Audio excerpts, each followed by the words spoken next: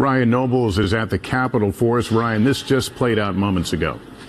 Lester, that's right. After a hectic 48 hours, Republicans and Democrats came together to strike a deal to keep the federal government open with just hours to spare. Tonight, House Republicans scrambling in a last-minute effort to prevent a partial federal government shutdown, voting on their third attempt to come up with a spending deal before a midnight deadline. The plan passing tonight. We are really grateful that tonight, in bipartisan fashion, with overwhelming majority of votes, we passed the American Relief Act of 2025. The Republican Plan C strips much of what was in the original massive spending deal, a bipartisan plan blown up by last-minute opposition from President-elect Trump and billionaire Elon Musk. The new deal has three parts.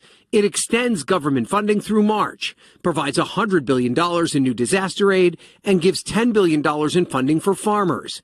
What it does not include are any provisions to raise or suspend the debt ceiling, something Trump insisted on. But it comes after a major setback for President-elect Trump, after 38 Republicans joined virtually every Democrat, killing a slimmed-down GOP spending plan last night after Trump had asked the GOP to support it.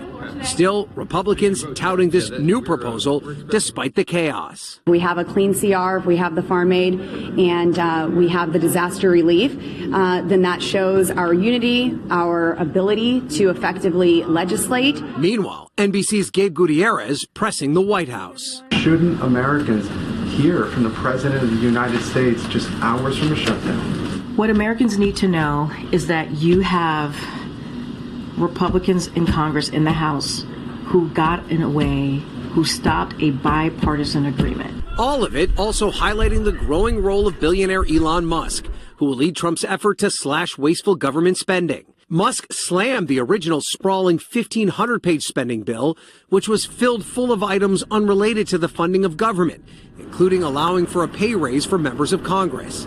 Though Musk did repost a false claim, the bill included $3 billion for a new NFL stadium in Washington. In a phone call Thursday, Trump told NBC News Musk's actions came with his blessing. I told him that if he agrees with me, he could put out a statement, Trump said. He's looking at things from a cost standpoint. But Democrats slamming Musk's role. How worried are you about the influence that Elon Musk has? I think it's pretty clear that right now Elon Musk is the de facto leader of the House Republicans. I mean, I've literally never seen anything like it. So, Ryan, what happens now with the shutdown deadline still hours away? Well, Lester, the work is not done. The Senate still needs to vote on this bill, and it does require 60 votes in order to be passed. Lawmakers, though, tonight feel optimistic that the bill will pass the Senate, and President Biden has already said that he will sign it into law. Right, but then there's a setup to go through this whole situation again in just 3 months. Yeah, that is right, Lester. This bill only funds the government through March of next year, meaning that President Trump will be dealing with this just as he is attempting to keep momentum behind his ambitious agenda in his first 100 days. Lester?